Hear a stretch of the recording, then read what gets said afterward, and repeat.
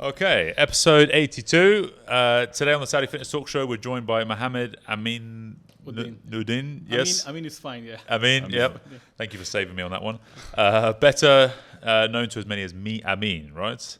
So by day, he's a project management professional. By night, an aspiring writer and poet. Yeah.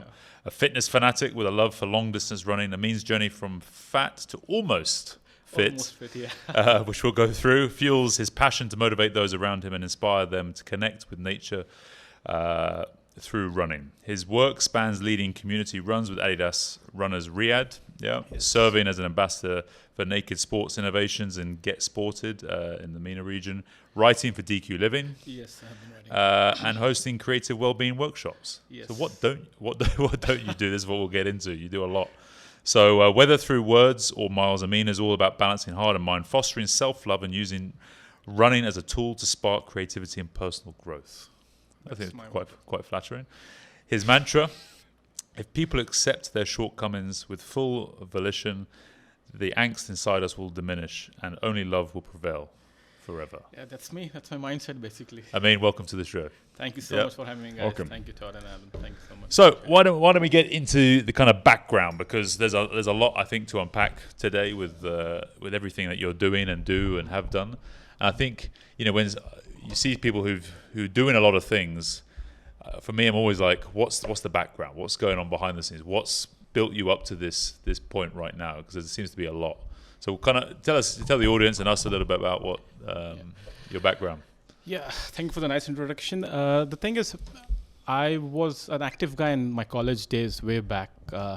But when I came to Saudi, the reality of life happened. Yeah. The work, 9 to 5, the weather, everything was harsh. From India, yeah? From India, Yep. yeah. Even though I was born in Saudi, in Makkah. Okay. I studied my high school in Jeddah, then I went back to India and London to study, and then again to Saudi. Yep.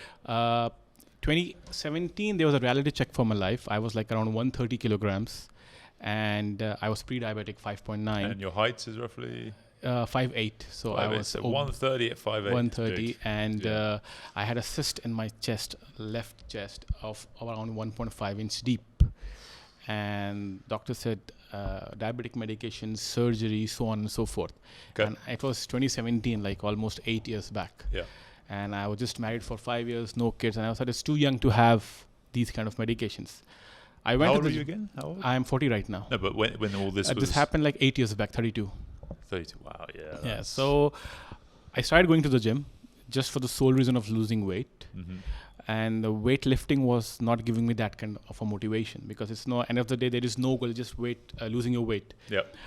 Eventually, I found love in the running. Okay. And I remember 2017, 2018, that was a dark days in my life for some sort of reason. Then I did my first 10K run with the community October 22nd.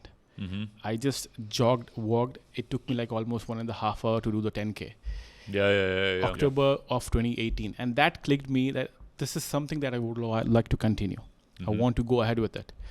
Then Dubai Marathon happened in 2019, and that was my first ever marathon that I did without any training. I just signed No it up. training? No training, that. nothing. I love that so much. Full. October 22nd, I did 10K, walking, jogging in 90 minutes. I was searching online, people do races. What are races? I discovered something called as a marathon, which Right. is 42 kilometers. Yeah. The first You thought, thing. Yeah. why not? Why not? I thought Yeah. first one, Times is 4. Dubai is just 1 hour flight, known territory. Let me try it. Yeah, I did 10K, times it by 4, that's 40K. It's fine. Yeah, It's fine. it's doable. I just signed up, Yeah. and I told my wife. She was like, "Are you serious? You just started running just like last week?" Yeah. I said, "Let me try it." Then we went there. Wait, so what was how long There from was no. 10K to the marathon? How many weeks or months? Or? 8 weeks, probably 8 to Okay. 9 weeks. Yeah. Just I was running around my house, walking basically, no proper training. Yeah. And I thought I'll buy some gels because I read online gels are good stuff. Hair gel, yeah? Yeah. And I went to Dubai. I was excited. I started the race. It was going good. Eventually, I finished around 5 hours, 45 minutes. That's not It's bad. not even that bad. That's pretty good. Yeah. Thank you so much, guys. No, Honestly, yeah. That's all right. I felt good. Then I felt a purpose in life. What was your weight then, though? When I started this around 90 kgs or something like Okay, that. so you'd already So lost. you I lost Yeah. almost a year. I lost like 40 kgs. Then I realized that when I go back to gym, I was not having that motivation to work out only with the weights. I needed some kind of a race to give me that motivation to push forward. Al Ula happened, the first mixed gender race in Saudi, I would say that, a trail race, the mountain race. It happened just before the pandemic. And the moment I did Al Ula 42 kilometers with some sort of training, my love for deserts and sands and mountains started. So from there till now, it's been never-ending journey with me and my love for mountains and deserts. I have been just going on and doing all these races.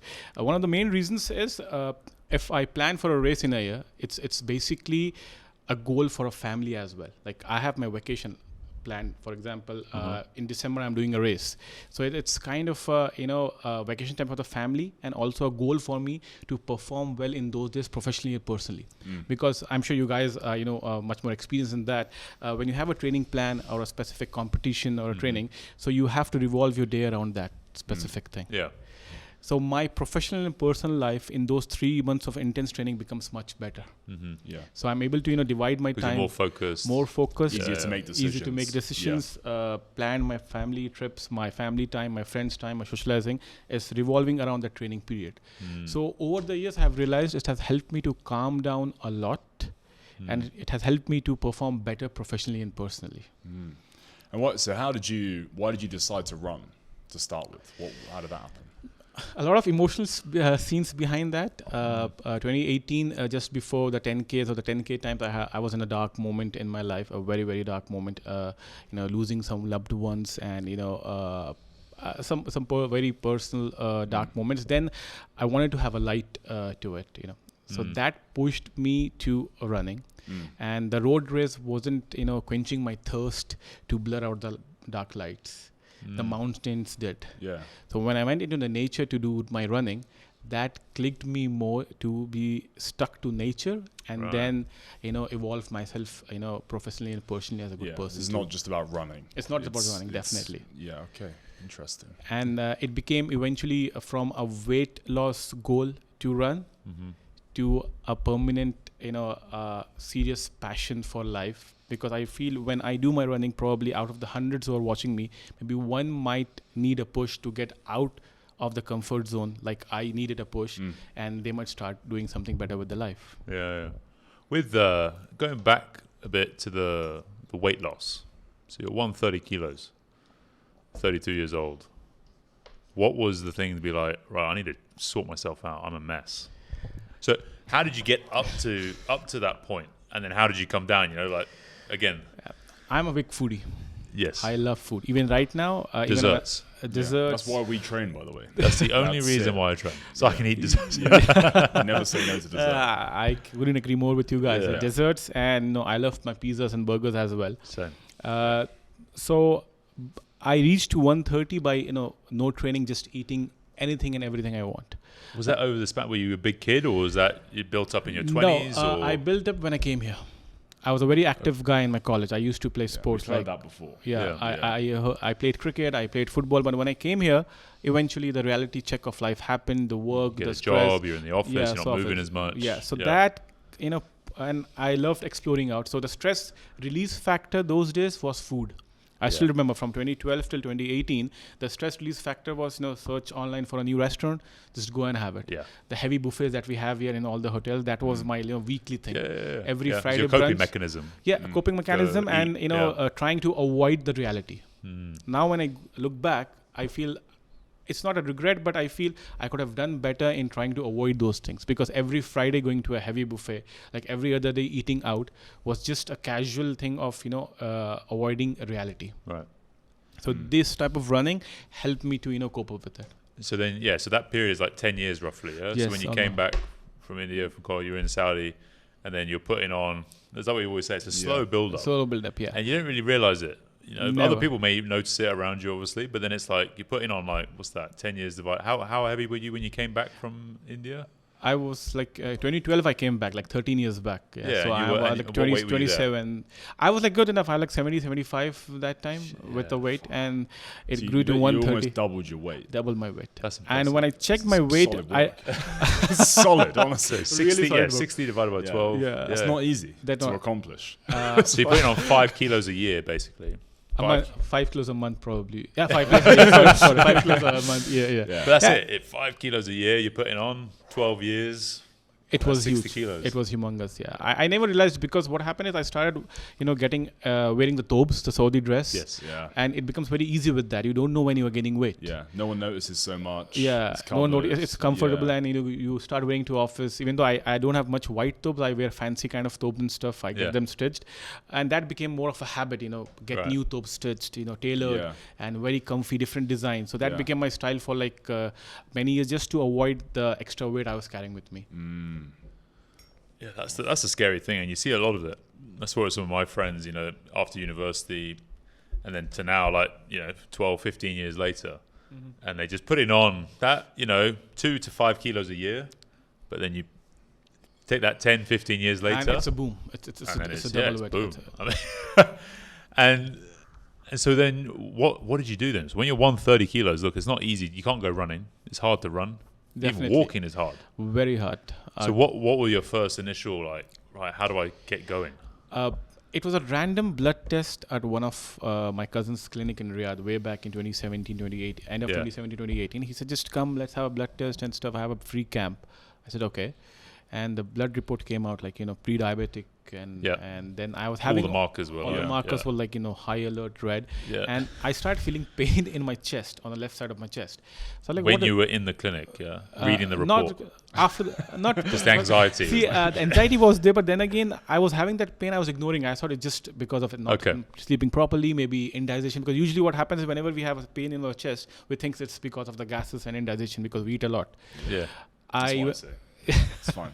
It's fine. It's just overeating of khabsa or probably a burger. I went to the hospital. I got it checked, scanned, and they said I have a 1.5 inch deep cyst in my chest because when I was breathing deeply, it was pinching me. Okay, so that was a cyst. So they said a surgery needs to be done, and recovery might depend on because of the time because you're overweight, and we might have to cut it deeply and then remove it and so on and so forth. That struck me big time. I was like, it's just 32. I have no children right now, and I want to, have my children see life. Yeah. That time, that was a big trigger from the emotional side as well, also from the physical side. Then I started this whole cycle. Like I said, going to the gym, lifting weights was good for a couple of months, but I was not finding the motivation to stick to it. So how did you start? Did you just start by walking then? Yeah. I just started by walking. Yeah. I went to DQ a couple of times because those days, 8 years, 9 years back, there was not much running clubs and stuff. So DQ was very near to my house. I used to go there, walk, run. There was a small running community there earlier, way back then. So I joined them. They used to just run far away. I just used to try to grasp my breath and just follow them, whatever I could. So eventually when I saw the water weight, getting down for the first couple of weeks, I was very happy.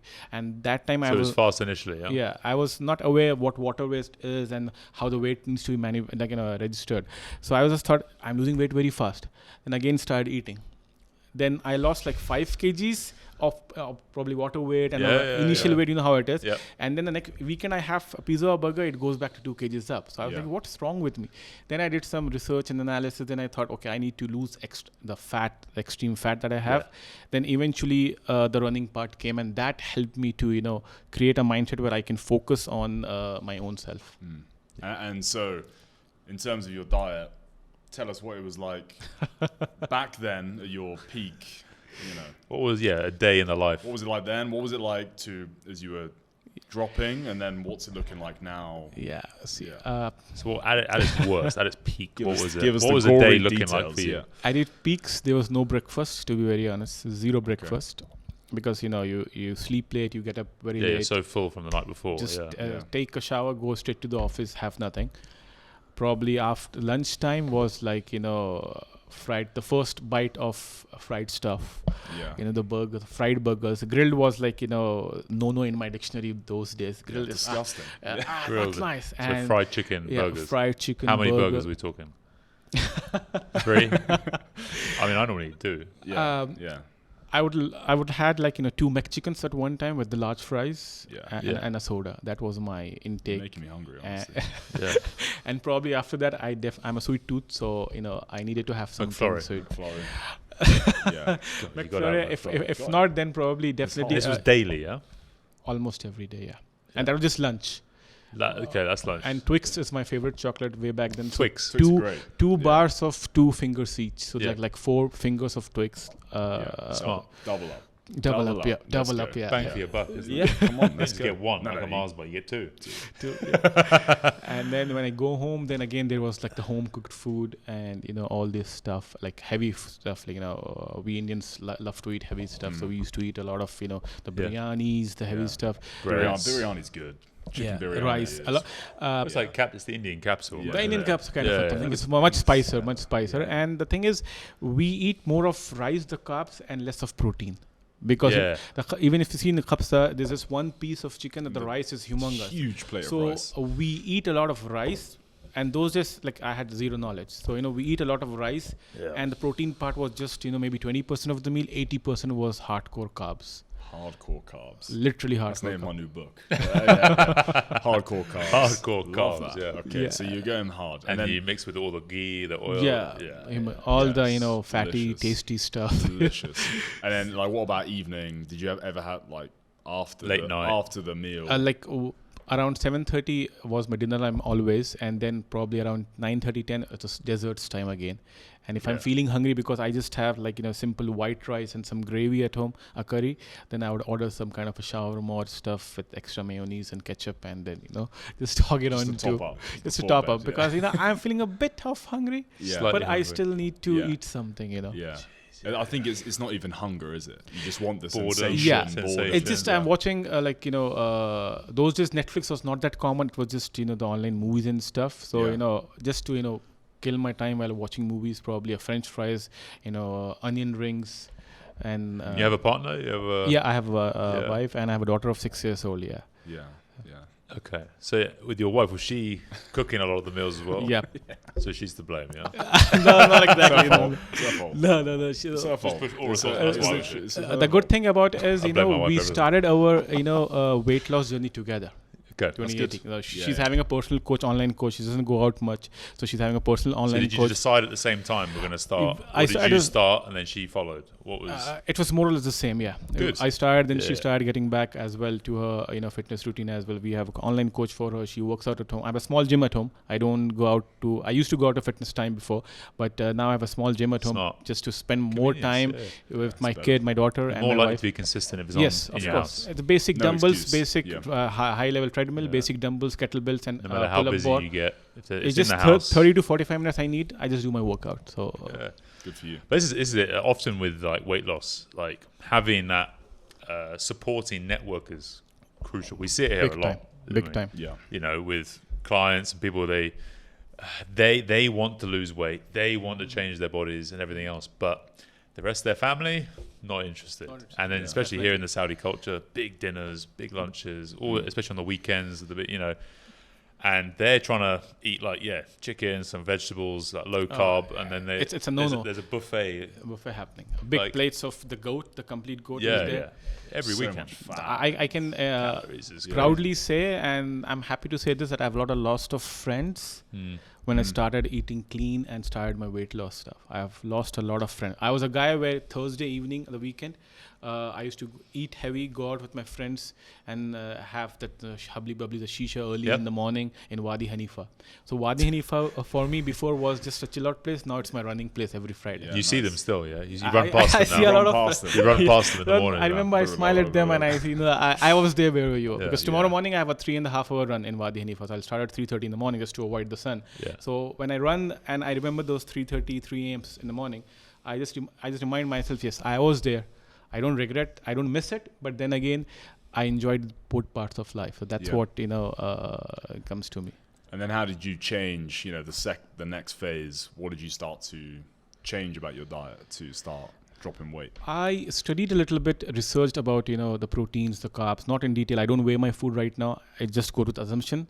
I realized, my last meal should be before 6 p.m. That's the first thing I started when I started my weight loss thing. Right, okay, 6:30, nothing after that. Yeah. Probably just some, lemon water or something or green tea, but nothing after that, nothing solid after that. Yeah. And one thing I stuck to was any sort of carbs should be in lunch. like Okay. rice or the breads or anything that should be in The lunch. main meal of the The day. main meal. Yeah. Dinner should be just probably protein and because we come Vegetables, from a yeah. place where salads are a very side dish kept somewhere in the corner of the table. Where they should be. Yeah. They don't even make it out of the kitchen. Yeah. They So, stay- yeah. we forgot to bring the salad on the Yes, yeah, table. That's yeah. what happened. So I thought, I will eat protein-focused foods only in the dinner, Yeah. and carbs should be in my breakfast and lunch. Yeah. That's how it started. But it became very difficult because when I used to go to parties or weekend parties with my friends, my families and stuff, that was a very difficult time when I used to take a couple of things that I want to eat, and then the dinner party starts at 9. I requested people to start them at 7 o'clock, which was not possible. Yeah. But that's the reason I say I lost a lot of people in this process. But I'm happy about it because I'm taking care That's of the life. thing. Like, how many weight loss programs do you see out there, or body transformations, 12-week transformations, saying, on the marketing side, right? You're gonna have to lose all your friends. Yeah. Yeah. You have to cut out all your favorite foods. Finished. You're gonna have to go to bed early when everyone else is still up partying. Weekends, you're not going out. No, definitely. Get all these Well, it things. is what it takes. Yeah. And this is what with many people think. Not really now, because I don't really do a lot of transformations. But 10 years ago, when I was doing a lot of transformation, people would come to me, and they would be like, "Yeah, I want to look. I want to look like this Men's Health model. I want to have a six-pack in like 3 weeks, or all these ridiculous sort of things." And you're like, "Yeah, well, if you want to look like that, you have to live how he lives. 100%. Yeah, and he has no mates. Definitely. It's not about just doing the same workout he does. It will not Yeah. help. Definitely, it will The not help. workout is probably the least important thing. Yeah, it's All the I the least believe stuff around workout it. is just 20% of actual journey to become a better person yourself. Mm. The rest 80% depends on your food, your habits, your daily sleep. activities, sleep, all these stuff. Recovery, I place recovery 60% than the workout. For me, recovery is 60%, workout is 40%. Yeah. Mm. Because usually I've seen people back to back, they go to gym, they do runs, and there's not much recovery done. Mm. So I tell my runners and stuff, I usually train some runners as well. I tell them, go slow. You don't need to go fast. Because I have this mindset where I say, we are recreational runners. No one is professional. We are doing this out of our passion, out of our hobby. Mm. Yeah. So make sure to enjoy that process of training for a marathon, for ultra marathon, Yeah. those 3 months. This is amazing, by the way. Enjoy Yeah, that this is 3 it. months. Don't take it as a stress. I need to be faster than X. I need to do better time than Y. Yeah. Enjoy the 3 months process of training when you're training for a marathon. You are a recreational runner. Yes. Have fun on the day out when you go to run. This is a big thing This is huge. that you tap into, because Yeah. I think in our industry, in the fitness wellness industry, so many coaches think that they're athletes, and they're not. And sure, they're slightly fitter Than Then- most people. Most than, people do. average. Yeah, most people, general pop, who have 9 to 5 jobs or whatever else. But you're not an athlete. There's a big difference. Big difference. Especially when you start, seeing athlete or knowing athletes, and you're with them day to day. We've done a lot of Yeah. work with them a long time ago, working with professionals, and the life isn't as all it's made out to be. There's zero glamour. It's There's zero none. glamour. It's actually Totally agree with you on that. Yeah. But yeah, it's zero. it's zero. Like, I went to Kazakhstan. I was there for like 6 weeks, and I lived and trained, and everything with the athletes, the Olympic weightlifters. We were in this training center, in the national training center, 4 hours from any city, middle of nowhere, in the on mountains. the mountain. And all you do all day, you wake up, you eat, you train, You rest. you eat, you rest, you train, you eat, That's- you rest, and yes. that's it. Like, there's nothing else. Yeah. A It's lot of so friends, boring. Yeah, a lot of friends call me boring. They say, It's you super don't boring, enjoy your life because those Yeah. 3 months. I do one big race a year. Yeah. That's my A race. Then I have small B races that I try to Yeah. do. I don't call myself as an athlete. I just call myself a person who's taking care of himself, because I feel you cannot pour from an empty cup. Yeah. Yeah. If my plate is half full, I won't be able to share. Yeah. So that's my concept. I try to be a better me so that I can be better with the surroundings Yeah. and better At with least the you people. have awareness of it. Awareness. Like, you're self-aware. That's the Yeah. main thing. Look, keep the main thing the main thing. I have a job. I've got to earn the money. I've got to keep a roof over my head, feed the kids, get them in school, blah, blah, blah. It's so refreshing. And then when to I see. can, It's so I can refreshing. run, and I just- enjoy it. yeah. I enjoy it. Yeah. I'm not trying to, because there's so many of these, we call them weekend warriors, people Yeah. who Yes. want to compete, Instagram they hurt influencers, themselves, influencers, Yeah. coaches as well. And it's a lot of people get into the fitness industry, become coaches or PTs or whatever, because they just want to train Yeah. all day. Well, And And they end but up then getting somehow, fired. I've got to fit some work around it. Yeah. It's like, This results in a huge stress factor, I believe. I've seen a lot of friends of mine who are very good runners, but too much too soon. That's what they do. Achilles goes out, Yeah. you know, And knees, back. I hear them being injured more the whole year than being doing training. Yeah, they're just injured the whole time. And they just want to, like I have a race after 3 months. Should I do sub 4 marathons? Should I do sub 3 marathon? The timing, I need to do 10K in like 50 minutes. All these things are why? in their mind. And I just ask them, like, why? Yeah. Like, why? Why do You need want to do- improve, it's good to improve. But then again, on what cost? Are you trying to improve at the cost of your own health, mentally and physically? Or you're trying to improve just to show it to someone? So there's a huge Well, difference. that's it. A lot of people are trying to optimize and drive everything, their work, get the most out. They're trying to get the next promotion. They're trying to get this invest, whatever it is. They're trying to drive that. They're trying to drive their running, for instance, and they're training. I've got to get PBs every week, and I'm doing this, and they're trying to push everything. But guess what happens? Is that when you're filling up that cup, and eventually it's going to overspill. You burn out. Something will go. You burn out big time. You can flick anytime, professionally or personally, if you burn out good enough. But the reason I feel it's because of the blur future. They cannot see what they are heading to. Like 9 out of 10 times, I believe humans, we try to see through the blur image of the unknown future. Like you don't know what will happen on a race day or a bodybuilding competition day, but we try to see through that blur image. It's human tendency, we cannot stop it. But then again, a few years back, I put my take on stress. It's in a funny way. Like it's like, do not stress before the stress that will stress you to stress out reaches you. So this is the funny way I put it. Usually I put it in my mind. I don't need to stress for what's coming. Eventually it will come because, like I said, we are recreational people who are trying to make good out of our time. Yeah, you don't stress about something that might happen. That might happen. Yeah. Fine, I trained hard for 3 months. I couldn't finish a race. I couldn't get a PB. It's okay, it's fine. Because you are just a normal person trying to do something extra from rest of the crowd. No one cares apart from you. Yes, try hard. Yeah. Try hard. Don't go so much into it that it disperses all the surroundings that you have. Your family life, your professional life, your physical and mental health. You keep thinking on it. People do. Yeah. People do. I mean, I've seen it takes this. over their life. Yes. It takes over their family life. It Yes. takes over their work, their professional life. All they want to do is train and run, or triathlete. Triathlon's another one. That sucks up even more time. More time, yeah. For me, I think a lot of the time it's just either a procrastination thing or an avoidance thing, which is kind of the similar. But, some of the guys I see, they have got like young families and they're having kids, and they're trying to do a triathlon at the same time. They're not even professional triathletes. Yeah, they're So really why? bad at triathlon. It's like, because maybe they don't want to spend all the time at home with the family. I don't know. Maybe they're trying to avoid that. Or who knows? Because it's like, it takes... One of the main intentions of doing this is, my daughter is 6 years right now. To run the London Marathon, she needs to be 18. Yeah. So I have 12 more years to be fit, and probably then I'll retire. You'll be doing it with her. You'll keep So going. that's my, But if you're long-term dream. sensible with running, you can keep doing it for a long time. Yeah, 60s, 70s. That's what it is. See, I have a good coach, running coach, and I plan with him very figuratively in terms of the load needs to be coming for the A race only that I do, the big race.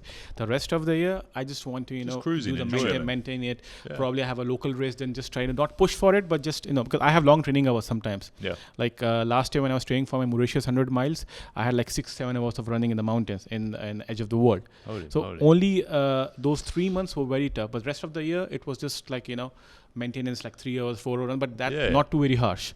Just to keep myself up with running, up with my fitness, spending time with family, so on and so forth. Yeah. And just back to your nutrition as well. What you did is very clever. Don't know if you realised, but just setting a couple of rules, like the food and the lunchtime carbs, not at dinner, nothing after. You weren't tracking calories or macros. Yeah, it's a good not method. much, but I was having portion control. Like previously, if I used to take like a plate full of rice, I slightly it was a heap of I rice. would just start at the top and then just work my way down. Yeah. So I just baselined it, probably like half a plate. Yeah, 20 centimeters tall, not 50. 50 centimeters, definitely. Yeah. Like I used to get like half khabsa, but eat half of the rice. Previously, I used to get the full khabsa and eat like almost 70% of the rice and stuff. So I drastically Smaller reduced. portions. Yeah, and one more thing I've realized, people, especially people from certain regions, for example, I might not be well with salads. So people start thinking from Sunday I'll go on a diet, we should have just salad and boiled chicken. It's not going to happen.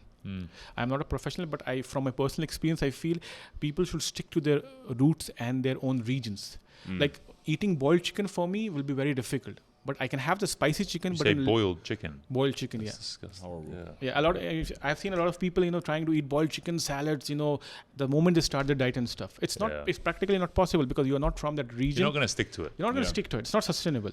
So, what's the boiled chicken region?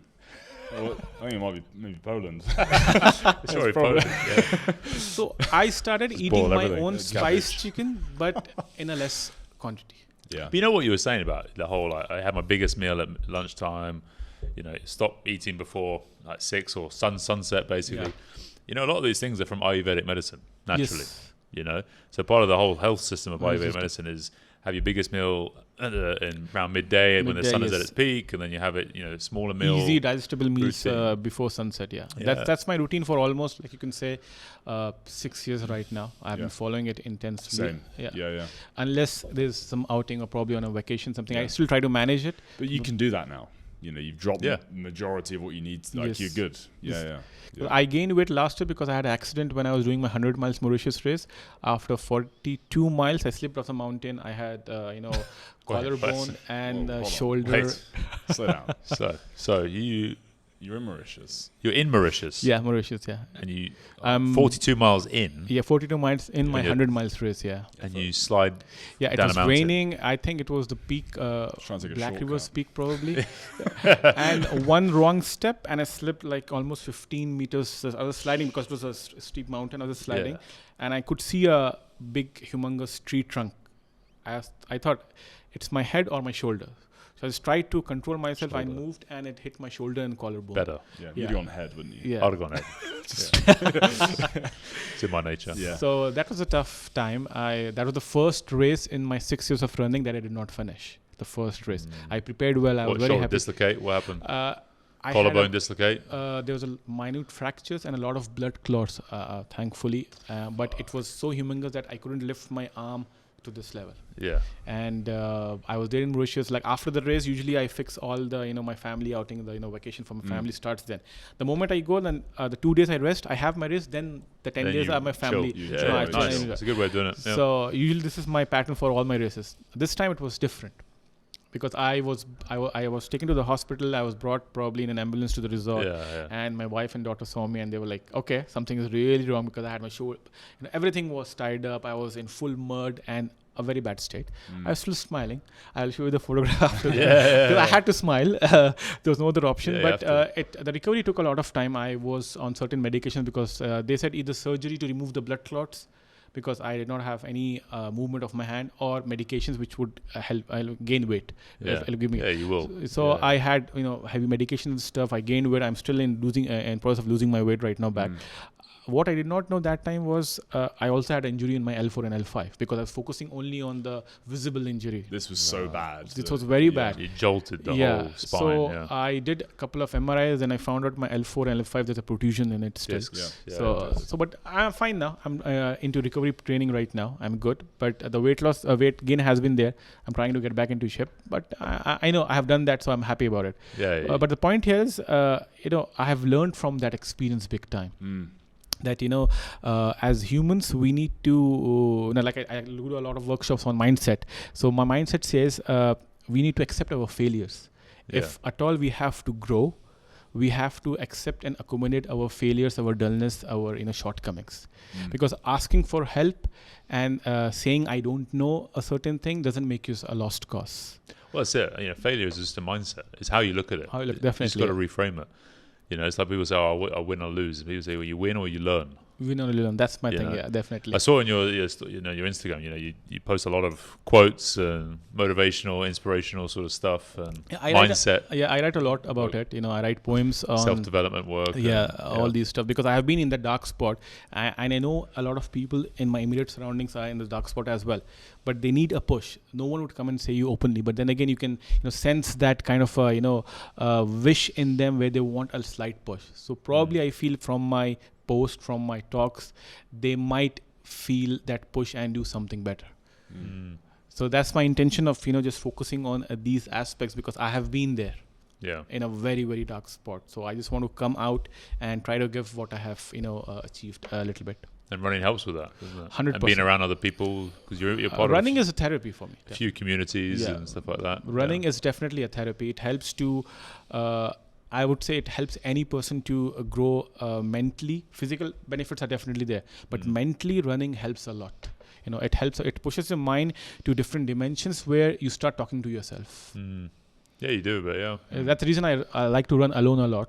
Yeah. I am part of Adidas group and R7 other groups as well. But for long runs, I prefer running alone because the 3-4 hours that you're running, you start talking to yourself. Yeah, you have to. Yeah. Just I don't listen to music. People are astonished, like, why don't you listen to music? When I'm not a big runner, but when I used to do some runs, like music just gets annoying after a while. Yeah. I don't have any headphones for music. I never use it. Even though when I had my hand broken after Mauritius, I was doing 4 hours walk on treadmill at home in a closed room. I was just looking at the bar and the wall that Raw dog in it. Yeah. Just white wall. just white wall, and I had a pull-up bar. I was just looking at it with my arm sling, just walking. Visualizing. You were walking and doing pull-ups at the same time. You were just visualizing. You were squeezing the muscles. Just It helps. Yeah, it helps. It it definitely. This is the power of visualization.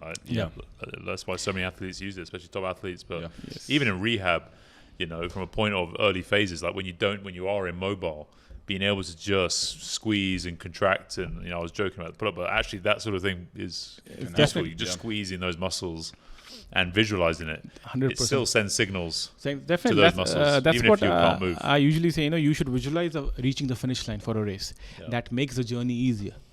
Like, when you're in a journey of any sort of kind of 3 months training period or trying to get something in your job or something, you should start enjoying the journey and the process there.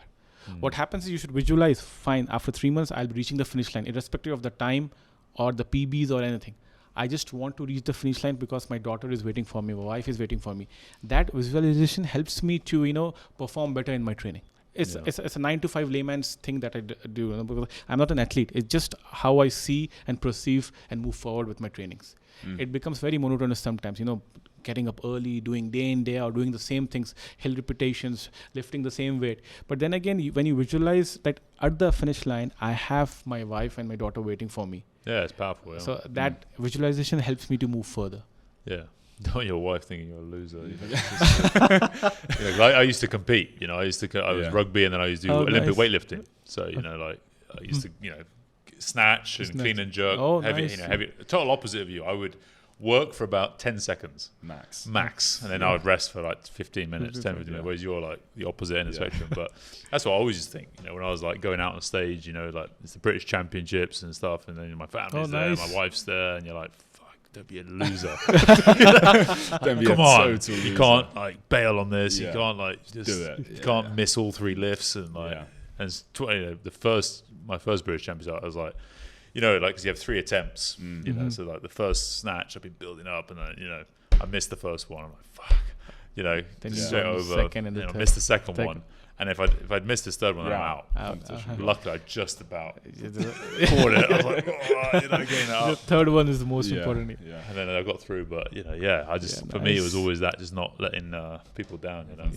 Especially, I'm not a pro athlete, and I've sacrificed. Many everyone hates you. Many weekends of sacrifice. My wife's like, you better win. I've sacrificed so much for you. We didn't go to this birthday party. With you on that, parties. My wife says you better finish the race in one piece, because she knows the mountains can get very dangerous and stuff. She says in one piece, and I can say alhamdulillah, I'm lucky to have a very supportive wife. She repeat Mauritius. For me, it's just pure fear. It was just fear from my wife. Bad car drive home. Just everyone's like, prick. I remember one competition when I went up to Glasgow. I dragged my wife all up to Glasgow. I was living in London, so then we drove. We actually flew up there. No, we drove. I can't remember. No, we think we drove up there. And it wasn't a great competition, and then it wasn't a great drive home. Long drive home. What are you doing? What's the point? All this sort of stuff. Ask me about it after Mauritius. Yeah, but it's true though. Especially when it's not the it's not making the expected money. outcome. Yeah, it's not making the money, and it's not the expected outcome. Definitely, So it's it's, like- just a passion that you're It's like, trying to why? do. Extremely selfish. Yeah, Make Yeah. no money. It's just pointless. and spend yeah. spend double the Spend money. it, actually, the opposite. Yeah, Opposite. You're Spend a lot draining of money for it. You know, Yeah. these things are not when you try to run a race or stuff and I know, it's not competitions. cheap. Yeah. Not cheap. Definitely not cheap. You spend No, a lot to of money. Fly, I flew to Switzerland for a competition. You fly and they're like, I still remember after Mauritius. You're still shit. Yeah. Nikki Beach, like in Spain. Let's go and chill. Yeah, no. it's- When I came to the resort, we already had booked something for my daughter and my wife. I started booking more things because just to cover up. Yeah. I started booking. Smart. We are free tomorrow. Let's do something else. Let's do something else. Just yeah. for next 10 days, I had to book a lot of stuff. Yeah. Just to just come back and listen. Build the credit. Get credit, Yeah. yeah. Build the credit, and then you just cut it, Drain it. Yeah. drain it, Yeah. just before, and then you build it again. It's very smart. Drain it, build it. Intelligent. Yeah, it's been a tough thing after Mauritius with because the mentality hits big time. Yeah. You had a fail in 6 years, and then you have this fear of mountains as well. 'Cause I had like 3-4 months. I was like rethinking a lot of stuff about life. I think it was a blessing in disguise. The fall, where it stopped me. I was going at a high speed. This accident stopped me to look at life in a different aspect too. Because I realized, okay, I need to reset my priorities, reset a lot of stuff, and don't Enjoy rush. more, Enjoy more. Don't rush because certain Yeah. things, and then it helped me to grow in a different manner. It does, and it's what whereas an injury or a big accident or something like this. When you come close to potentially, as always, it could have been a lot worse. A lot worse, definitely. And so that's when you have those moments where you're like, shit. Okay. I was in a no man's land. Yeah. I had to get up, walk. Was there anyone around you? No or? one. I was just alone, and in the middle of a very tropical, thick forest, and in a mountain. I was. So how long until people found you? I had to walk for like 45 minutes more before the sweepers came by. Yeah. Because we have a chip, they have a chip. Chips. They And know where you are yes, roughly. and they were like He's this off the route. off the route, and he's just waiting there for a lot of amount of time. Then the sweepers came, and I said, I just need to go back to safety. And they said, we need to walk at least 1 more hour because no cars can come in this place. Yeah. Wow. So they were two nice guys, very helpful. And your shoulder them- was just killing you. Yeah, I was just like, I need to go back. I just need to go back. It's done for me this time. Yeah. Shoulders are agony as well. Yeah. It was painful. And I was drenched in dirt, mud, you name it. It was there on my body. Yeah. I couldn't see my fingers because it was so much in. The shoulders, you got all your nerves from your neck that come down into your arm, and so they get just more absolutely than that, the smashed. shock was, in my mind that I have not finished the race was more so, the shoulder pain and the mental shock was so much. Yeah. I was just like, I just need to get back to my resort. Yeah. And then when you got back, the pain just went crazy. Yeah. They took me to the hospital. Because it's just adrenaline. You're running on. I've got to get home. You're just like That survival. time I didn't feel much. Yeah, exactly. A truck came after 1 hour, a pickup truck. They put me in the truck and I went to the recovery station. Yeah. They said, no, you need to go to the hospital actually for the x-ray because this looks serious.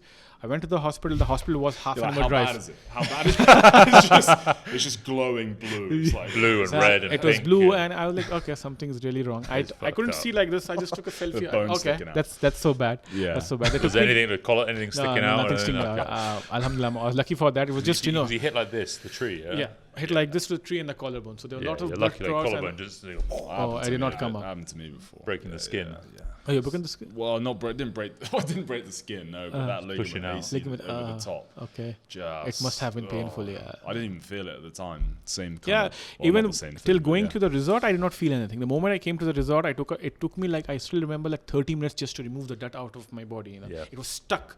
The sticky mud, Yeah. it got dried, and I had in my nails and my toes like Everything. almost like for 2 days. It was not coming out. Yeah. I had to literally, scrub myself out of that, big time mud and stuff. Yeah. Have you done many? You said you did Riyadh Marathon. Have you done many other city? Yeah, I did races? 65 kilometers in France, in Nice, in 2022. 65 kilometers with elevation of 3,500 meters. It was a brutal race as well. It took me like 16 hours to finish it because it was raining heavily in France too. But I did that. I did 52 kilometers in Sahara Desert in 2021, right after pandemic. I booked for 2020, but it was sorry? Sahara Desert, Tunisia. Sahara Desert. Sahara, 52 kilometers in the Sahara Desert. It took me like 7.5 that was hours to do it. And then I did Al Ula 45 kilometers in 2020, just before pandemic, the first mixed race when Al Ula was just new. And then 2 years back, I did Al Ula 50 kilometers again in the desert, in the mountains. Then I did here the road races, New York Marathon, some races in London as well. And then I love mostly mountains. In France, didn't they do a wine one with like every mile you drink? It's a beer run. Beer. Yeah. That's amazing. I'll do that one. I'll do that. Should we enter? Should we go and do it? And there's also a donut run. Every lap you have to eat a donut. Oh, wow. These are our kind of races. These are our sort of races. And the training for it would be, really good. Yeah, we have to stretch the stomach out. Practice drinking. Practice drinking. Really I saw that one the other day. There was a Red Bull or something they were doing, but he was running. He did a 1 mile and 4 laps of a 400-meter track. But it was a beer 1 mile. So every lap he would down a whole pint. And he did the mile in like 4 minutes. That's too super fast. 20 seconds with a pint every lap. With a pint every lap. Holy shit! Yes. That was probably the gel that he was in a liquid form. It was a Red Bull. It was a Red Bull fight. It was, and he did like a 1 mile in 4 minutes, 20 to 30, something like that, and doing a pint every lap. Solid. No, I like that element. Heavy. That's heavy. You just belch it all the way. Yeah, that's why he was going so fast. Yeah, just wind coming out of it. I'm not sure what happened to him after the race when he just calmed down when the adrenaline came down. And obviously he looks like a proper runner. Yeah. He's not like you. Not like me. No. That wouldn't work. It just wouldn't work. There's no 4 minute 30. No, he's proper runner. But those are very interesting races. Having to that extra element of something. The donut race is catching up. A lot of these donut races, different countries are trying. But how long? Like, that was a mile. This was around a lap, probably a mile or a little bit more than that. 4 laps of 400 meter or 5 laps. But every lap you need to have a box of 6 donuts. A box of donuts. 6 donuts, I believe. Yeah. I remember every lap 6 donuts something. I remember this I saw on Instagram. People are eating 6 donuts. That must be so uncomfortable. So they're eating probably lots of sugar. Donuts. 20 odd donuts. 24 donuts. Sugar rush and 2 dozens of donuts in just 4 laps. I've justified it. I'm running 1 mile. 1 mile. Down 1 mile. I'm running like 5 minutes. For 24 donuts. That sounds too... I deserve 24 donuts. I get, look, if you're doing... Let's say it was a marathon. Every mile you eat a donut. Yeah. Now I'm going, okay, this makes sense. That's more. This is clever. But a box every mile. A box half a dozen every mile. 6 times 24. That's way too much. This is ridiculous. The beer one, marathon, pint every mile, you're going to be ruined at the end of that. You're going to be... That's hard. That is a proper feat of, strength, power, conviction, and determination. Yeah. That's worth having a go. That's worth having a go. Because you'll be so wrecked and pissed by the end of it. You won't even feel how the blisters in your feet. Think about the halfway point. Yeah. You are 12 pints deep. Oh, my God. That's probably a tipsy-topsy or, What are your top tips then for blisters? And shoes and all that sort of stuff. Yeah.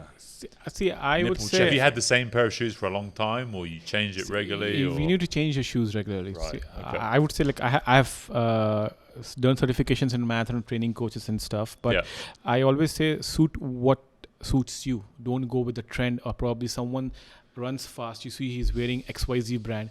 You should also wear it. Yeah. So what shoes are you wearing? I love Adidas, and I'm. You have to, yeah.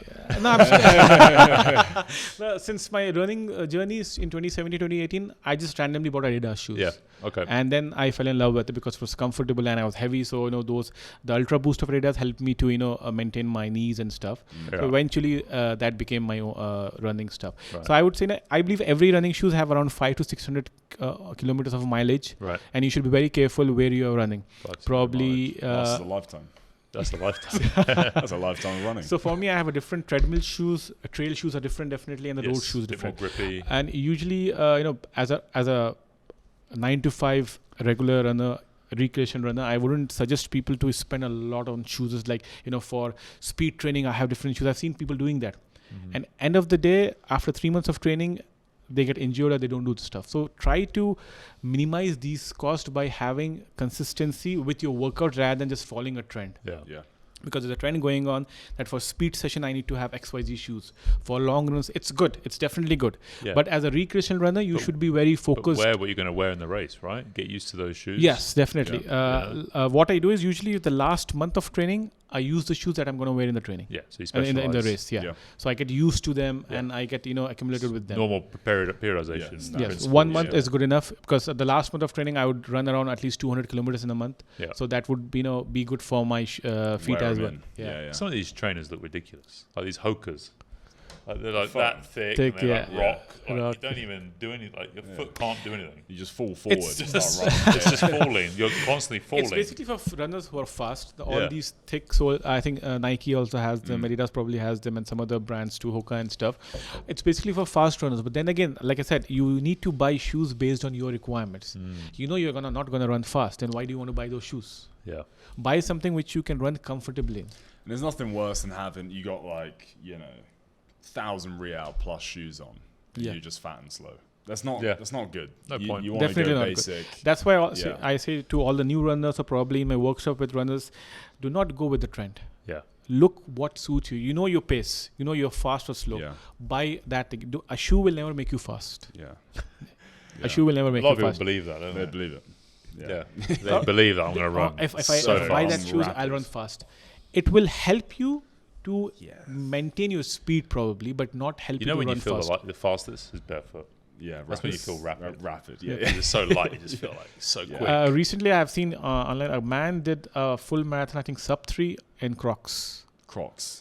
Sub-3 is That's like, insane. a top-level athlete Yeah, can so do. I mean, the world record's 2, isn't it? So, Yeah, too. So So sub-3 is it like... wasn't the Crocs basically. It's him. It's him. Exactly. Yeah. yeah. You see another Shoes one. definitely helps, but then again, it doesn't let you do PBs. No. It's your hard work, your dedication, your consistency It's in an terms accessory. of your training helps you get the PBs. This is displaying my running knowledge, but another man, Chinese bloke, seen him smoke cigarettes the whole way round. Yeah, I've seen him too. What Yeah, How? How is he doing that? His lungs must be. yeah. It's so impressive. His lungs must be confused. It's so impressive. Should I breathe in or should I breathe out? Yeah. It's just he's, like he's inhaling the entire way. He doesn't. It's just crazy. Yeah. People doing this stuff. It's- And he runs fast as well. Yeah. He's not doing slow marathons. no. Yeah. I've seen that man. He runs fast. Yeah. Yeah. He's just trotting around. So what's the running scene like here in Riyadh? It has evolved big time. Yeah. It has evolved big time. I remember when I started running, there were hardly any runners in 2017, 2018 in Riyadh. Yeah. There was just one running club. Now multiple running clubs have been done. Okay. And I hope the competition stays healthy. Because, when something becomes, when something erupts, things take a different turn. So that's Right. what I feel uncomfortable, and I tell we shouldn't have competition between clubs or between people. Let's build more clubs to have community together. Yeah. So building community is good. A lot. It's coming up definitely. A lot of runners are coming Different up. People niches of different clubs niches. as well. Yeah. Like the donut running club. Yeah. We can start that one. The 0% beer drinking club. Yeah. it's Wholesome good. beers. It's coming up. People are running Yeah. and they're trying to run, getting into clubs. And where it's are a the good thing. best spots in Riyadh? to Wadi run? Hanifa is one of the best spots right now. Yeah. Since Okay. ages, for cycling and running, Wadi Hanifa is the best spot. Yeah. On It's a bit Friday cooler morning. down there as well. A Cooler, Friday morning, yeah. you'll find at least 100 to 200 people running. Really? Different clubs, all clubs. Wow. Yeah. Friday morning. Friday morning. What time? These days, they start at 4:35. Wow. Just before the sunrise or around the sunrise Yeah, time. yeah. So you will find at least 100 to 200 minimum. Even in the Wadi, you get the sunrise even a bit later. Late, yeah. Yeah, And 'cause it's you're a in the little cooler shade. because it's greener and Yeah. stuff. Water. Yeah. Protected by. It feels Yeah. cooler. We went there like 6 a.m. the other day, wasn't it? And it Yeah. was Yeah, it's nice. Lovely. Like tomorrow morning, Cooler. I have a 3.5 hour run. So I'll be running in the trails, not on the road. So I'll start by 3:30 in the morning just to beat the heat. Excuse me? I'll start by 3:30 in the morning to do my 3.5 hour run. What do you eat? Do you eat something before that? Yeah, Have a little- I fuel up. Like I have a banana, a small peanut butter bite, Yeah. and then black coffee just to fuel. Then I have stopped off late going to gels, the artificial thing. I have one or two just for instant energy, but I try to focus on the natural stuff, the dates, Yeah. homemade protein bars, homemade Yeah, carb good. bars, oats Nice. and stuff. I try to stick to the natural stuff, the salty pretzels, because they help a lot to get you carbs. Yeah. So, I try to have fixed, because for my body type, I believe it's like, 60 to 80 grams of carbs per hour just to, stick to my long run routine. Yeah. What was the... a long time ago. What was it? Yeah, it's roughly like a gram... Depending, again, a gram per... what was it? Per kilo of lean body mass per hour, Per hour, roughly. yes. So if your lean body mass like 60, 70 60, kilos, yes. then yeah, 60, 60 70 grams of... So, And I you do stick- dextrose fructose or... Not always. I just have electrolytes, which definitely have some sugar and stuff. There's some good research a while ago showing having a 2-to-1 ratio of that, gram per kilo every hour of 2-to-1 dextrose to fructose. Mm-hmm. So if you're having 60 grams, have 40 grams dextrose, 20 grams Slightly fructose. slower release. Yeah. Yeah. Fructose is a bit faster, and then it's a nice one. Yeah, I would say going naturally is much better because I've used like all kind of gels in the past 6 years, and I've thrown a lot of them as well because they don't taste good. I never really hear a great thing about gels. Yeah, everyone complains about for them. my stomach. Yeah, it doesn't go well, especially the caffeine ones. They are like brutal. With all due respect to all the people who take it, I cannot digest it. They are brutal, and I feel they slow me than they make me more because fast. it's just uncomfortable. You can't just focus on. Yeah, that's why sometimes even with more endurance or stuff. I remember I did the Tough Mudder and I did the Spartan race a few years ago in the desert. I just don't eat. I just like if I have anything, maybe a coffee, something like that. Coffee. Like a date, something like that, and then that's it. Very light. Very light. Very light stuff. Yeah. Anything where there's too much liquids or too much solids, anything. It's just like the fact is, a lot of people, like I said, they just follow trends. I've seen a lot of people here as well. If someone is buying gels, I need to eat gel. You don't need to eat gel because you just started running. Yeah. You don't need a gel. No. Yeah. You just second week of training, you're trying to buy gel online. The same as the trainers. Yeah. You're trying to go for this expensive. Don't do that. I need the pre-workout, the intra-workout, the post-workout. I need this. You're throwing your body into a dungeon where physically you are trying something new. Yeah. And then also you're consuming something very new. Yeah. So your body is trying to adjust with the runs and the workouts, and you are eating something new as well, which will not help you. Yeah. And then you will say, I don't feel like working out. I'm not well. I can't work out because my stomach is upset. You're trying so many things at a time. And you know what? Especially people with some body fat. Yeah. We will use our body fat. We will release the ketones. And 100%. we're going to use some of this. Yeah. I do a lot of trainings fasted. Yes. A lot of runs. If I have a small 1 hour run in the morning, so I eat at 6 p.m. I run 10 to 12 hours fasted. Nothing else. Don't need carbs for that. If you're doing anything I don't know, what would you say, anything over, anything over 10 half marathon plus, you might consider something. Yeah. Yes. But even then, you're right. I'd say more time-based. See, probably if you're doing a speed session, you might need a gel or some kind of carbs. More anaerobic. But if you're just doing like an aerobic zone 2 easy 1 hour run, my personal thing is I don't eat anything. Yeah. Not even coffee. I just have some water, it's carry water with me. It's not really a performance session either. It's just an easy session for your heart and for yourself to enjoy. You don't need to, have heavy stuff for that. Even caffeine, because sometimes if you're doing endurance stuff, sometimes it just gets you too ramped up. Yeah. Yes. And then you're and you see people caffeinated at the start of the races, and they all just sprint. And they run too fast. After 10 kilometers, you're just waving to them, and you just pass everyone by. has the natural adrenaline rush 100%. before the nerves, the anxiety. So they're already amped up, and then they're smashing coffees, and then they're just it's difficult. Yeah. So we should moderation is the key. For me, moderation is the key for running. You shouldn't overtrain, and you should do some even for eating as well. Just do it in moderation. Stay to your limits. Stay to what you eat, and then go. That's the reason for all my workshops and stuff. I said, I do a lot of workshops for writers in Riyadh as well. Yeah. And so I tell in my workshops, you need to stay consistent in what you're doing. Yeah. You shouldn't come out of the blue 1 week you're doing it, 2 weeks you're off. Stay consistent in what you're doing, so that will help you to build a daily habit. Yeah, because look, there's going to be a lot of people coming back from summer holidays, and everyone focuses on before the summer holidays getting in shape. Yeah. What they forget is that when people go on holiday, they go on holiday, and then they just eat and drink and not sleep and everything else, and they come back in way worse shape. Terrible. So actually, for me, normally this time, September, October is prime time, and everyone's thinking right, I need to start getting fit. How would, from people who are not running before, what would be your advice to people getting back into, and they want to start exercising, they want to start running, what would be how do I get into running? What would you start? Baby steps. You have ran last year, a lot, but you stopped for 6 months, summer holidays, and then you came back.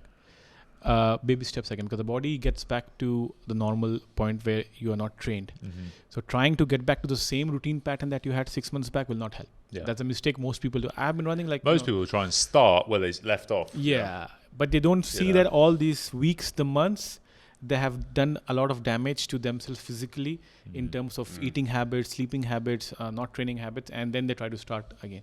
It's not bad to walk or jog. Yeah, then people I don't have been running understand. fast marathons now. Suddenly I cannot, people will, laugh at me that I'm just slow jogging or my PB is not getting, I'm doing a 10K in 1.5 hour. It's okay. Yeah. It's just normal thing. You are getting back into the routine. So don't hesitate to, start slow. Yeah. That's what my thing is. Like, just start walking. Yeah. I Do some walked long like walks 3-4 months for an with hour. my arm sling. I just used to walk on treadmill. Yeah. 3 hours, 4 hours, sometimes elevation, sometimes flat. I just used to walk on the treadmill. Just to, keep myself active. I did like in August 200 kilometers of walking with my arm sling. June was the accident, June 23rd. July was like, a little bit of walking. August, I did 200 kilometers of just pure walking on treadmill. That's a hell of a lot better than lying in bed doing nothing. Yeah. Just arm sling, very slow walking, little bit of power hikes on treadmill. That's it. And some of the new research showing like hill, like incline Incline walking walk, on treadmills and then just hill walking compared to running. Obviously, less pressure on your joints. Yes. Less pressure on joints, less burns more fat. And functions all the muscles of the body, the core, the shoulders, the back, everything. It works everything when you do on inclined treadmill. Yeah. Yeah, I mean, you never see anyone fat or obese in the mountains, do you? Sherpas or Don't the go up there. guys in the Switzerland, like you can't be fat and live on a mountain. Definitely, yeah. No, it's not But exactly that. But they're not like sprinting up the. They don't sprint. They're not doing loads of high intensity work. Just trudging up the loads mountains. of Their low stamina is good, but then again, they're like sprinting all this stuff. They won't be able to do it much. Yeah. It's just their consistency in enduring the mountains and the hills that helps them. Yeah. Yeah. No, well, I mean, have you seen that? What's that? About the blue zones on Netflix. You've seen that? Not the biggest one of the biggest common denominators with all those guys who live to their 100 plus, the centenarians, is that they walk a lot. They do a lot of very low level activity, gardening. Yeah. Spend a couple of hours in the garden every morning. Just spend your walking. Be to go get active. the Be groceries. physically active. Yeah. Yeah. It's not like they're sprinting and doing loads of. I say grocery is a recovery walk. Yeah. Because when I have Thursday is my off day. Like I don't have any workout on Thursday. So Thursdays sometimes I do a grocery just to go on a walk. Yeah. Probably Wednesday evening I go because there's nothing to do on Thursday. So grocery shopping, just taking your kid to the park is a good form of recovery. But you shouldn't be stuck to your phone. I've seen people just going to the park. Children are playing and they're stuck to the phones. This is one negative thing that is happening big time, especially with running community as well. Everyone wants to take photographs. It's good to have proof of running, but where is the run? Yeah, where's the running? Yeah, and it's the short clips of them running, not the actual. They're walking. They're not even walking maybe half the time. Running is the most natural form of workout. Natural form of, and it can be also the very, very cheapest form of workout. You just need to have a good short t-shirt and a trainer. That's it. So it's one of the most successful. That's why people go to it first, isn't it? Yes. Unless you want to do it something crazy like me, where you spend a lot of money to buy equipment for mountains. But then again, I always say people, you don't need to invest a lot. Yeah. It's just for your mental and physical health that you can just go good that way. Yeah, it's just getting outside, isn't it? Yeah. I mean, so how much you try and get out as much as possible? You do a lot, or you do a fair bit amount of work on the treadmill? Or? I have these days I have a couple of sessions on treadmill because I'm coming back from my injury and stuff, recovery training. But mostly all my runs are outside. Like if I'm training very intensely for a race, definitely there is 1 or 2 sessions on treadmill for inclined treadmill. Because best and the only mountain I feel in Riyadh is the edge of the world, Tuwaiq mountain. Right. It's like 280 meters of elevation. Right. So that's only for Fridays because it's a 1 hour drive and weekdays you cannot go there. Yeah, it's long. So rest of the elevation training is done on treadmills. Like 15% incline. You just go up. Are you running every day or? As of now, I have 4 sessions per week, 4 to 5. Then I have 3 strength training sessions, 2 lower body, 3 upper body kind of things. Okay. So it's all mixed up every day. Yeah. Yeah, nice. You're doing free weights. Free weights, I have like I said, I have a small gym at home. I have dumbbells, kettlebells, a pull-up bar, bands, a lot of bands. Yeah, all the colors. Yeah, all the colors. It helps. So I focus mostly on free weights. You do much stretching? Stretching, mobility. Humongous stretching and mobility. It's that's what runners need to spend more time doing. Yeah, because it's so stiff running for that long. You just need to stretch. See, the point of running is you need to understand. That doing more races will not make you a better runner. Yeah. That's what I have been seeing here. A competition is there, how many races I'm doing in a year. And that's harmful for the long run. Right. Because you are fit right now, but you're not understanding how it is affecting your body inside. You're just doing back to back. I did 50 kilometers this month. Next month I'll do 100 kilometers. And that those races More is better. That's the mindset. That's the mindset here. So I just tell people, after a race, you need to take break at least 3 to 4 months to start training for a different race. Wow. That's my understanding, because I feel when you grow, definitely how much of a fit you are, the body, degenerates, you start aging, things happen. How much of a fit you are, how much of good food you eat. But then again, I feel these things should be, taken into consideration. Like doing back-to-back, like even for bodybuilders, doing back-to-back competitions, it's very harmful. I would only do 1 or 2 competitions a year, maximum. That's it. Because, your body can take as much, but when you're young, you won't feel it. Yeah. The moment you grow old, you are aging, then things started to turn up. Yeah. Even if you take a new car, you drive it like very nicely, it stays with you. You just take it to drifting, like probably a month down, it's done. It's done. Yeah. In the other world, it's like CrossFit, isn't it? I mean, that's. Yeah. I saw a neighbor of mine, and he started going to a CrossFit gym. Yeah, and then he should not have been. He was too big. He was too big, and he needed to just go slow, but he went full tilt, doing CrossFit classes every morning, five days a week. And I was like, you need to slow down a little bit. Yes, and then, definitely. I think 3 or 4 months later, shoulder gone, back hurting, everything. And then then you take 6 months trying to heal from all, because he's not a young lad anymore. He's like 40 odd. And then the mindset also kicks in. The mentally you are afraid to lift heavy weight, because again, you might have that injury later on. Yeah. So it's getting over the psychological side is the hardest bit with all that. And so then you do poetry writing? I do a lot of poetry. I've been writing poetry since 1998 when I was in my 8th grade. Wow, okay. Yeah, so I do a lot of poetry writing. I've recently started short stories as well, just to Are you part of this Riyadh Writers in Riyadh? I am the lead team member, and I manage all the logistics for it. Okay, because we've got Ayaz.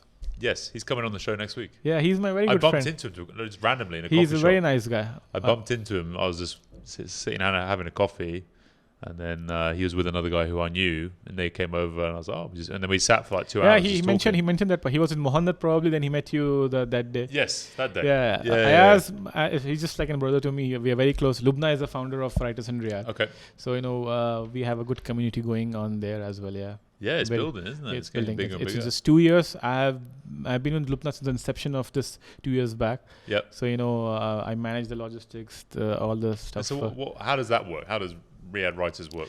Like every Wednesday is Riyadh Writers Wednesday. Okay. Like we have structured workshops. Like Ayaz does workshops on mental well-being. Yep. I do workshops on mindset and creativity. We have different people doing workshops on various things. First Wednesday of every month is an open mic. Right. Like it's people come. We have 5 minutes for each of them. You can sing. You can say a poetry. Do whatever you want. Comedy. Anything. Comedy as well. 100% comedy. We are open to all, except certain topics because of the region. But then again, we are open to all. We have every first Wednesday of the month is open mic. Then we have workshops. We have something called as prompt writing as well. Okay. Where Lubna shares a prompt. For example, impossible is nothing. So people come up with the stories, write-ups or poems or whatever it is. So it's a structured community we are having, and it's growing up. Who gets up on the mic for comedy? Is it Brits or is it all different nationalities? Different nationalities. We have Arabs, we have Saudis, some Brits as well. Telling jokes? Telling jokes. Yeah. Oh, terrible. No. Mine just come naturally. No, I think you guys should come. You guys should definitely come to Writers. I'm sure. We'll speak to Ayaz on Monday. I think we're talking to him, so I'm sure we'll get roped into it. Go on then. What do you call a man with a patch of grass on his head and a seagull? Todd. Cliff. Cliff. That's my joke. I got a load of those. Anyway, so poetry. Yeah. How do you get into that? I'm not a poet, as you can tell. I could never really understand. How do you, what's some tips to write a poem for a first-time poet? Is there anything you would advise? How would you start? For first-timers, I would say just get it rhyming. Flow with your thoughts. Yeah. Flow with your thoughts. Are there any particular rules? What's the difference? Like writing and poem. Because I could just write. Does it need to rhyme or like? alliteration. Rhyming is a good. Rhyming is a. Like, is it like rapping? You know, because that has. I do poetry mostly with rhyming because I love the rhyming flow, words and the flow. It gets catchy as well. Yeah. But first time writers, I would say just start with your thoughts, put them on paper, and think how would you like to present and express it to the people. Right. Do you want it to be a paragraph, or do you want people to halt or pause after each of your thought? So for me, when I run, I usually turn on the voice recorder of my phone and I blabber whatever I want, and that turns into my poetry. Right. So I record a lot of stuff, then I write it on the paper. I feel I want people to read a couple of lines, then pause and understand, because when you read a story, you're just going through the flow. But when you read a poetry, after every line there is a meaning, there is a pause. Okay. So that's what I usually tell people. This is the way a poetry should be written. That flow with your thoughts, but make sure when the person who reads it, or when you are reading it, you're pausing after each thought. So that pause is required for a poetry. For you to write a poetry. My English teachers will be killing me if they see this. Yeah. School. I remember we studied it. I remember they were telling us there's you have to there's certain rules. You don't have to rhyme after every line. There's haiku. What's that? That's Japanese, isn't it? I think Japanese. That's a type of poetry, isn't poetry, it? yes. Yeah. See, there are different styles of poetry, like storytelling poetry or probably expressive poetry, different styles of poetry. But for me, what I write is I like pauses. I like people to understand after each line, after each two lines, there is something called as, expression is, understood. People have, gained something out of it. So the pause factor for me is most important in the poetry.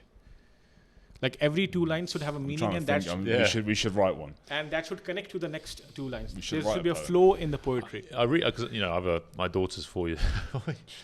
My daughter's 4 years old, so I read books at night. So I'm really impressed with some of these books, like how.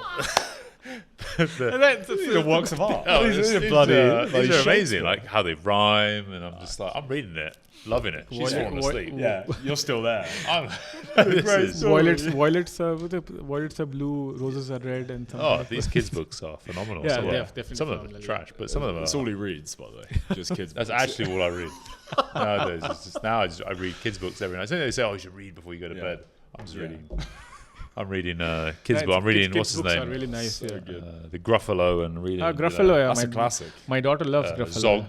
Zog and Gruffalo. I have those books, and my daughter reads it to me, and I'm like, carry on. It's good. Yeah, I'm waiting for my daughter to read them to me, so no. You're tucked up in bed. Read me the Gruffalo. Yeah, always good. But they're good. How they're not poems, but they rhyme. Good storyline and expressive for the children to understand. And even for adults, you have always a good lesson in them. I have seen my daughter as well. When she reads her books, and I sit with her, I see there's always some lessons that we forget as adults. Yeah. And we find in those books. Do you remember Aesop's Fables? Yeah, I know the name. I can't remember what you they ever were. read Aesop's? Aesop's Fables is very old, I think English. Old English. Very good stories through, but for children. I like we used to read a lot of them, the World War One poems. From what was his name? Wilfred? Was it what? Picking up names there. Sent Home from the Trenches. Like all these poems that were written by soldiers, in the war. Yeah, that was Wilfred British. Sassoon, I want to say, but I'm just could be pulling absolute probably. Yeah. Nonsense out. Are you reading that to Poppy before bed? Yeah. No, but all those. But there's a lot of good collections. But there's there's a big scene. I saw when I saw it. I had a big event at Beast House. Yeah. We have this Saturday as well. Not this one, next one, 23rd. It's like 100 people. Yeah, we at Beast House probably we have a collaboration with them, Writers in Riyadh. Yeah. And guest list is almost around 35 people. We do the 35 to 40 people to do the competition, and it's like we have 3 poets from our group, and they come and perform this piece. Each poet is given like 10 to 15 minutes to perform, and then we have in courses of food in between them as well. So it's refreshing, because like we talk about what we do with our events, we just, we're very, the world is going very digital and AI and everything else, which is great, and all that. But the value is going to become doing more of this in-person physical stuff. Yes. And like even writing is very physical. Very physical, yeah. And the skill of writing has been lost bit by bit. I sometimes I haven't picked up a pen for like 6 months. I'm like, I was about to say this. How do I even write? The best way to express your emotions writing? is through a pen and a pencil Yeah. and a paper. You cannot express well. I believe personally through a keyboard. Yeah. It doesn't come naturally. You know, No. when you have pick Or a pen, texting like yeah, this. when you pick a pen in your hand and when you start writing, I believe the thoughts automatically flow. You start, talking to yourself more. Yeah. Your mind opens up. It's But kinesthetic. yeah, when you click on a keyboard, it's just, it's all broken. you don't feel connected to it. Yeah. With a pen and a paper, you will definitely feel connected. That's what I feel, and I write a lot. Even for mental health and side of things, Yes. writing. People talk about journaling. Journaling Writing is the diaries thing. and journaling. Yeah, and I've all been this stuff. journaling like as far as I could remember. I have like every year books and Yeah. journaling stuff. It's fun. It's fun. It also helps you to remind you where you started and what did you do and how to improve yourself as a human. Yeah. I've done a lot of journaling. I've got loads of notebooks filled out. Poliquin was the first one who introduced me to it. I didn't know there's one of these strength coaches is bit of a goat in our industry. He's a Canadian guy, but he talked a lot. He was the first guy who introduced me to journaling. He talked about what you're grateful for. Again, it's all this reframing, framing. It's just And how you also feel. setting your subconscious for the Subconscious day, mind, definitely. right? How you're going to make today great? What are you going to do? What needs to be? What are the Affirmations, 3 things? showing gratitude to yourself, having so many affirmations, sticking to yourself. How you want to improve your life, just so that the surroundings have a positive impact from your side. Yeah. For me, when I'm going through tougher times or whatever, I always go back to journaling, Journaling, it helps. and it just sorts me out, sorts my head out. Definitely, it's just an honest conversation with yourself, where you are penning down thoughts that are triggering your dark spots probably. Yep. And at the same time, when you're happy, you should journal as well. That's what I say. When you're happy, just write down what you're feeling happy for. Yeah. Because mostly I never do that. people journal. Your journal's so dark. Yeah. And I believe when you're happy, you should journal, because it helps you to, even when you turn back pages, it helps you to connect with yourself more. Okay, I had a situation 2 days back on Monday, a very tough time. I have written something dark. Thursday, I was happy. I have written something very positive and very happy. So you just, in a matter of 2 days, you shift. Yeah. You shift from being very dark to being very bright. So that energy and that strength, you can use it in any time. That helps you to move forward. I think it's a great strategy. There's a lot of mental health, and again, the physical, digital. We're more connected than ever online, but we're more disconnected than ever in person. That whole thing, and I think writing, journaling helps a lot with that. And it's something that people who struggle with anxiety, depression, all these other things. Start with a bit of movement. They say walking, running. Physical movement definitely, brings the start of your mental well-being. Yeah. Because for me, it does. For me, it was this. The moment I started moving, I started having more, clarity on my mental aspect of life. You do, and especially if you're outside in nature getting sunlight. Nature is something that everyone should taste. Nature is something that everyone should taste. They should go out, especially in the mountains and deserts, and just enjoy the time out there. Yeah. They say that it's like, I think they say hospitals are some of the worst places in terms of all the artificial lights, all the artificial air, the artificial, everything. And actually, nature. If you're ill, go back. Sorry. I just thought you just put him under a tree. He's dying. Just put him under a tree. Go tree hugging. And sit in the mud. No, obviously acute, serious things you go to hospital. Yes, but if people need to spend more time out, you always feel better when you go, by the sea or on the beach, or you 100%, go in definitely. the woods or whatever else. Definitely. Unlike Todd, Mr. Urban. No, not at all. I grew up in Bournemouth by the sea. Oh yeah, you're by the sea. That's Aren't you? It's good to just connect with yourself, with the surroundings outside. Disconnect with the phones, the social media, everything. Just go out, be yourself. Because for me, it has worked wonders. Trust me. Because I had anger management issues. I had a lot of issues in 2017 due to my weight, personal life, dark spots. Yeah. But when I started moving, it helped me to put light on myself, where I am going, what I am doing. Yeah, feel good about yourself. Yeah. So I just thought, okay, Build your self-esteem. yes, definitely. See How you talk about yourself. Yeah. How many times do we give ourselves a rating, like of self-esteem? A lot of times, right? Yeah. Because the society we live in, they judge us at the drop of a hat. Yeah. So, but in order to not demoralize your self-esteem, you need to have this heuristic process where you discover yourself rather than being judged by others. Because how much ever perfect you do, if I do a sub 4 marathon, people, you sub 4, you should do sub 3. if you lift 100 pounds on bench press, just 100 pounds, do 150. So these things will be, on and off. You got a promotion, it's just a director promotion, you should become a VP. You are getting X amount of money, do get more amount of money. So it should be a heuristic process where you discover yourself and you're content with yourself, how you are progressing in life. That's very rare, because right now in the world of instant noodles, we need instant results. Yeah. There is nothing that we can get with a shortcut. Yeah. It might be temporary, it will not be sustainable. A rising sun has taught me that shining takes time. This is my idea that I tell to myself. It will shine, but it will take time. Yeah. So there is no instant result. But everyone wants instant results. And it's not sustained at all. Yeah. And they either get injured or hurt or anything. Even if you want to be a writer, you want to be a poet, you want to be a good in sports, you want to try to build something, an entrepreneur, shortcuts will give you very instant temporary results, but they'll not sustain. Yeah, trying to stick to stuff is, Yes. it's timing, a lot of it as well. Doing say there's only so much we can do at one time. You know what I mean? Definitely. So it's there's ambition. You want to achieve things, achieve goals, but you can't be doing everything at 100 miles an hour. 100%. You can't. You have to plan it. I feel like right now, say my daughter is 6 years old. She demands more of my time.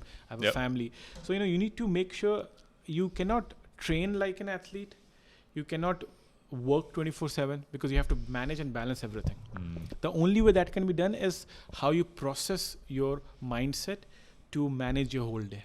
Yeah.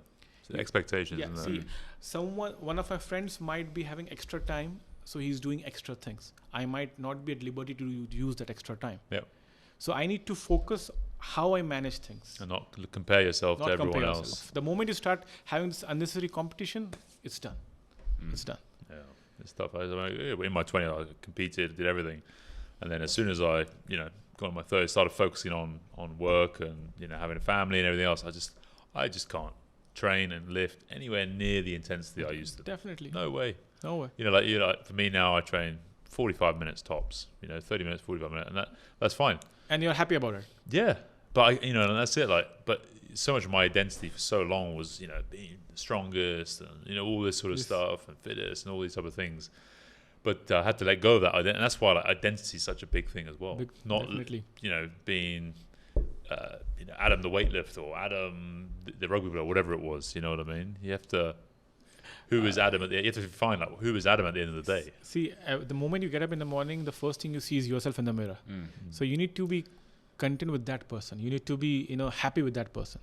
So will you be happy if you're competing with others or with yourself? That's what I ask myself, because I know Competing with others. I was just for the past 1 year, Yeah. I haven't done a race because but I felt that a couple of weeks back, I have missed out a lot. But then I realized, okay, this time has helped me to, understand my weaknesses, my flaws, my faults. yeah.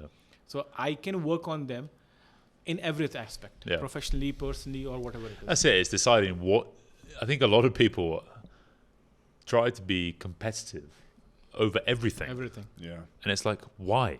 Not I required. remember I was just thinking, I used to be so competitive, on everything when I was I don't know, 7, 8, 10 years old when I was a kid, and me and my dad would be playing football in the back garden and he would score a goal and I used to just cry. I'm like, what? I used to get, I was so ultra competitive about everything. And then I realized, I can't remember what it was, but I was like, you know what? I need to start being selective and channeling all that competitive energy instead of it just spread out over everything and getting annoyed because, I didn't get to the elevator fast enough or this guy beat me. And I would think like that. I was so crazy. And then I'd be like, right, I'm just going to channel it all into one thing. And so there's so much now I don't care about if I lose or whatever and all these other things. But it's just a part of now life I where care you about learn one to thing. Adapt. Yeah. I'm ultra psycho competitive about one thing, but not all the other things. Not all the things. Yeah. Because if I just open the door a little bit, I can just. You have to focus. Focus, definitely. Because there's a lot as you get older. There's more noise and there's more you need distractions to, and there's attract, the noises that you want to attract. Yeah, The rest of the noises are just in the air. I see so many people. They get competitive about the smallest, stupidest, silliest things. Why don't you just focus on the one thing that matters in your life and just channel all that energy, put it all in, and just drive it. I have realized this for the past year with my injury and stuff, and doing more races will not help me. Yeah. Doing a good race will be good for my mental health and my physical It's health. like driving here in Saudi. It's like driving in Riyadh. Everyone's like, it's so competitive. Yeah. They're like, they cut you and they want to, it's like, just relax. Yeah. I'll go in the slow lane and just Yes. drive slowly. Just take your time. Everyone's enjoy. on each other's bumpers, like, Yes. just Just pushing along. Yeah. horn and lights and, No, it's just a part of life where we need to understand who we welcome through our door of a mindset. Yeah, that's what I feel. You will have a lot of knocks, but who do you want to open the door for?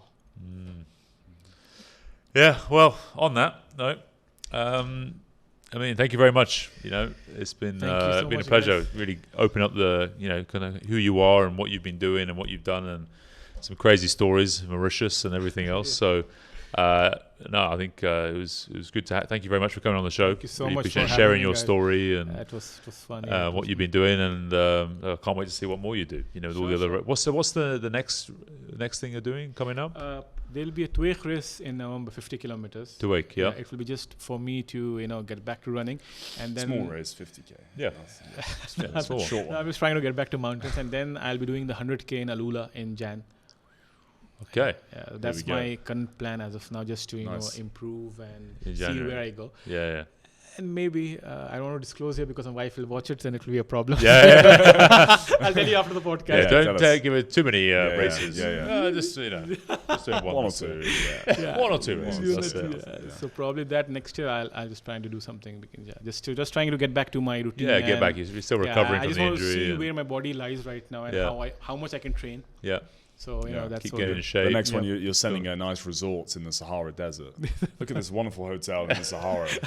this resort in the Congo. Come, it's going to be great. That's what you say to your wife. You just say, we're going to go on holiday here, Yeah. middle of the Yeah. desert. Yeah, what? Why? Yeah, we're going to Chad. What? Yeah, what? Yeah, what? Yeah, what are we Chad. doing there? Yeah. There's something good with having a fixed race a year. It helps to have a good family life, Yeah. professional life. Focus No, it's on fun that things. you can go to all the different destinations, destinations, and yeah. travel with them. And Yeah, it's nice to do it together. Right. Okay. Until next time. Thank Thank you you. so Thanks much. a lot. guys. I Cheers. appreciate Yeah. it. Thank you so Thank much. you. Thank you Cheers. for having me. Cheers.